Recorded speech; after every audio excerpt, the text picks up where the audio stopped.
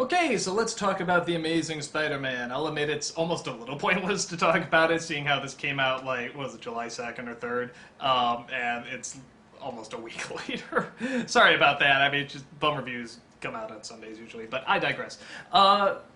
As usual, the best way to talk about a movie that's kind of part of a franchise is talk about what you thought of the other ones. Even though this is a reboot, people are constantly going to compare it to the original Spider-Man films. I might as well just quickly say what I thought of those. I like them okay, but I always sort of acknowledge that they're silly, campy, even kind of dumb movies. Like, I do like them. I mean, don't get me wrong, but I guess when people were saying, like, oh, Spider-Man 2 is one of the best superhero movies ever and stuff, I was, really? You know, and Spider-Man 1 is great. Really? Spider-Man 3 was too stupid. That was the one that was too stupid. So, I mean, by the time the third one came around, I was just used to the stupid, so I just went along with it. Maybe that's why it doesn't bother me as much as other people. But I like them okay for just sort of silly, dumb fun. You know, with some dramatic moments. I mean, give it some credit. But this was the one.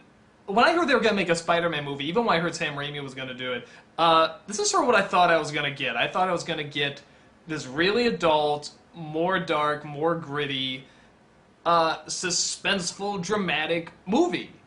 And that really is what this is, and I was really impressed by it. I'm so glad they finally went this angle because, like I said, the Tobey Maguire one, popcorn fun, but that's really all it is.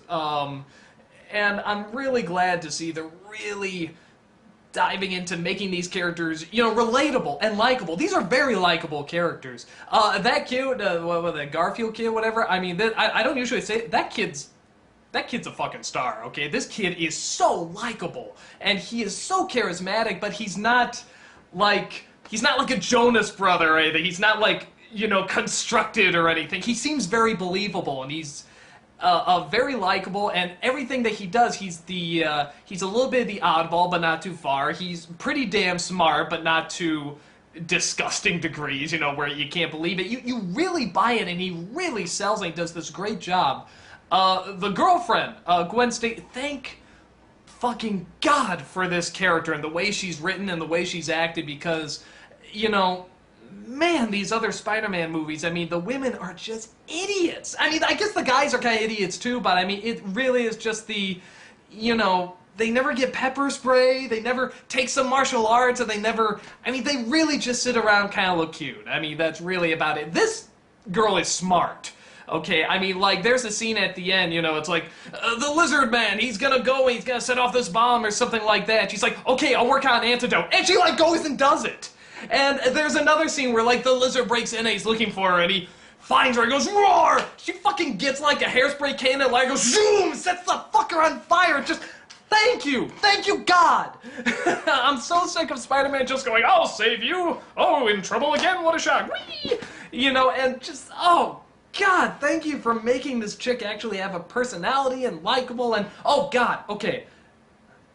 Without giving away too much, I have to say, on the real reviews, I don't give away spoilers. But at the end, they're going to do something that seems very similar to what they did in the first Spider-Man movie with the boyfriend-girlfriend. And, yeah, I'm getting really pissed off. I'm like, you're fucking not. And then she just says one line. And literally, I mean, I just wanted to stand up and say, thank you, Jesus! God, smart characters! I'm sorry, I really fucking hated a lot of the characters in the other Spider-Man movies because they were just such doofuses. And I think this movie's really gonna show just the faults of those other films. And even though they are sort of just whatever corny fun, I mean, it's like for the people that were really like, you know, oh, this is real gut-wrenching drama and stuff like that. I mean, in all the Spider-Man movies, there's like maybe two. I think they were both in the second one, you know, that were, like, really sort of heart-wrenching and stuff, but I mean, like, the actors in this movie really sell it, you know, and the Martin Sheen is great, Sally Field is great, you know, and the scientist playing the lizard is great. So I really, really enjoyed this movie. I really enjoyed the take they were doing with this. I'd have to say, the one thing that I did sort of miss from it that the Spider-Man movies, the other ones, did have, is that there was sort of this sense of sort of like the first couple Superman movies, or even the first Batman movies, that there was just sort of this size to it, and sort of this epic. There's almost a simplicity to the story. That this is just a very basic good versus evil, but then there's these little complications in there too. So it's going a little beyond that. But when you get to the climax, it's the showdown, and you want to see the showdown, and you're hyped for it. This didn't quite have that. And I'm not saying that it didn't come close, or that the action isn't fun. It is great action, and some great fight scenes and everything. But that is something that the first one and even bits of the second one did have that. They did have this simplicity to the story that you could follow okay. That was very comic bookish, or very movie-ish. Like I said, when you get to the end, you really want to see that fight. With this one, with the villain, I mean, you don't really feel like, yeah, go get him, Spider-Man, go stop that evil. And maybe a lot of that does have to do with the villain. The villain is not... At first, they make him very interesting, like he's this you sort of feel sorry for him, and he seems kind of complex. But as soon as he starts turning into the monster, they don't really go that much into, is it a split personality? Is he crazy? What's his logic? I mean, it's very rushed. And I think that is a problem, because when you get to his big master plan, you're not entirely sure why he's doing it. I mean, he says, but you don't really see the progression to how he got there. Or even if he got there, or if another part of his mind got there, a split personality. I mean, you don't really know. I hope it's not another split personality, because they've been doing that a million times in these Spider-Man movies. Just make him bad. Or, I don't know. Just something outside of a split personality. It just always seems to be you blame, whatever, the Green Goblin, or the arms. What was that? in Spider-Man 2. Or Venom, and I digress again.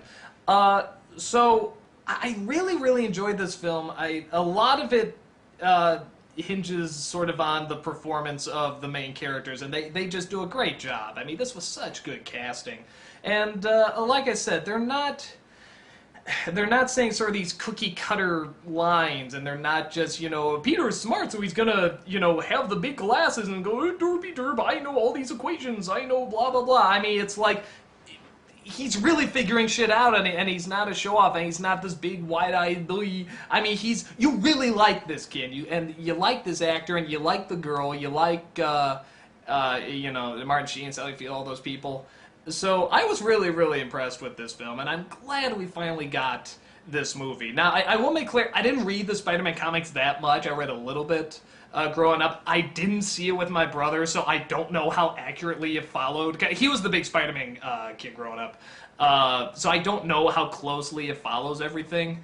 But I was really impressed, just as a movie, what they did. Now, the one other thing you have to ask yourself, that I was asking myself, sort of an advantage, disadvantage, is what if the other movies didn't come out? What if this was the first Spider-Man movie? Would it have played as well?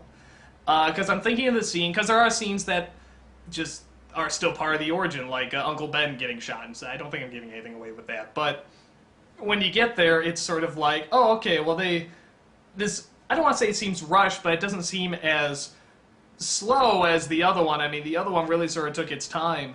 And I do sort of wonder if a lot of that just has to deal with the fact that, oh, we've seen this, we know what happens.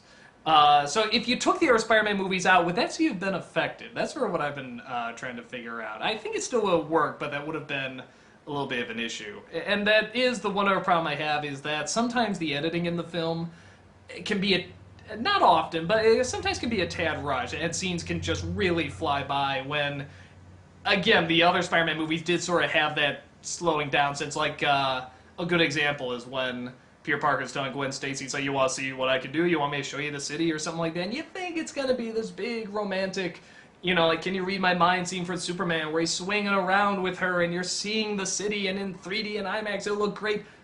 One swing, that's it. That was your big romantic moment involving web swinging or whatever. So that kind of stuff I sort of miss. I almost would have liked some moments to be a little bit more movie-ish.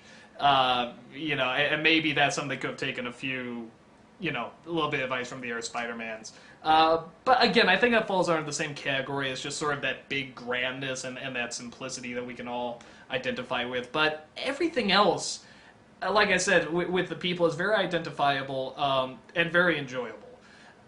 So the people who would not like this movie, probably people that really like the original Spider-Man movies and think there's nothing else, or like the really sort of over-the-top portrayals, and sort of like the whatever, like the 60s comic books or something like that. I mean, this seems more sort of like more current comic books, where they're sort of darker and edgier, and try, with the subject matter, try to be a little bit more realistic. So I say people that like that probably wouldn't like this one as much. Yeah, I mean, that's sort of my take on it. And one other thing I'll say before I sign off is that something I remember, Brian Hines, he does the Last Angry Geek videos.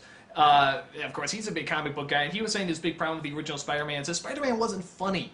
He's supposed to be funny in the comics, he's supposed to be funny in the movies, well, why isn't he funny in the movies? And he's funny here, and he's very enjoyable, and he creates this great personality, and it just reminded me a lot, actually, of when I saw Keaton as Batman.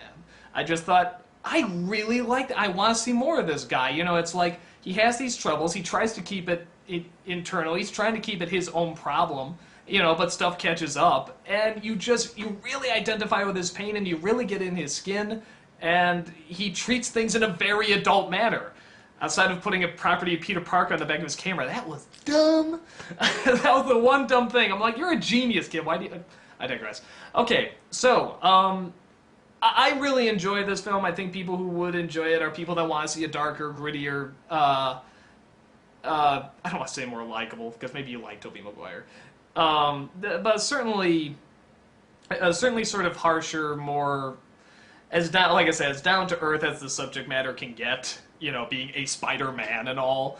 So if you want to see a film like that, you'll probably like this. And there are some flaws. I mean, don't get me wrong, like, with story and one or two, character traits, like with the villain. But I think people will really like it. I think a lot of that comes from the strength of the actors. And the directing is very good, too. So, guys, that's my 2 cents, and I'll talk to you later.